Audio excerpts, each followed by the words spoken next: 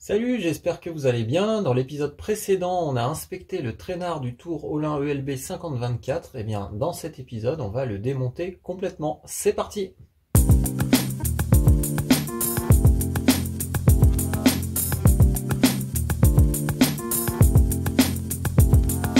Donc j'ai déposé ce traînard. Et alors, dans la dernière vidéo, il y a Pierre Nectou qui m'a fait remarquer que ces pièces, elles ne sont pas d'origine.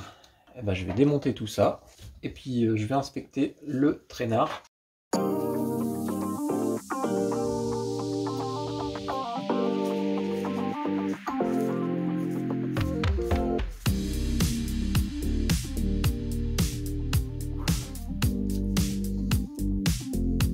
Alors je me demandais à quoi ça servait ces petits trucs là. Je pense que j'ai compris. Je pense que ça sert à empêcher l'huile de dégouliner par terre quand elle sort des barres. Ouais, je pense que c'est ça, parce que autrement je vois pas.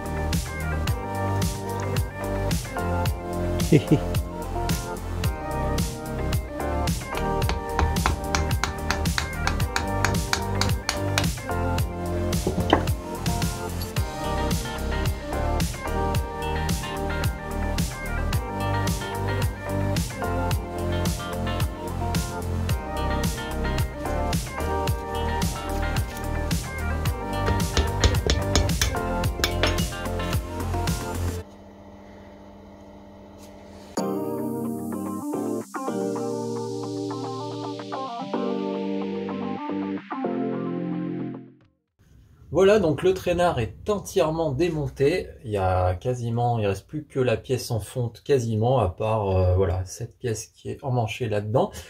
Mais à part ça, on a retrouvé vraiment la pièce d'origine. Pourquoi j'ai démonté ce traînard? Eh bien, d'abord pour la curiosité. Ensuite, c'est parce que je veux repeindre le tour à métaux. Donc pour repeindre les pièces, ça me paraît plus pratique de les démonter au maximum de manière à pouvoir les masquer plus facilement et les peindre de manière propre.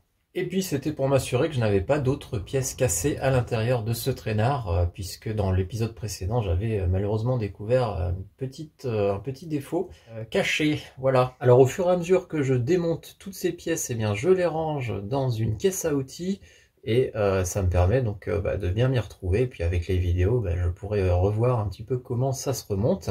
Au final, la seule chose, a priori, que je ne vais pas démonter, c'est la broche, sur les conseils d'un ami usineur qui m'a plutôt conseillé de laisser la broche telle qu'elle, parce que selon lui, c'est assez compliqué de la régler de manière à avoir le bon compromis entre le jeu et l'échauffement.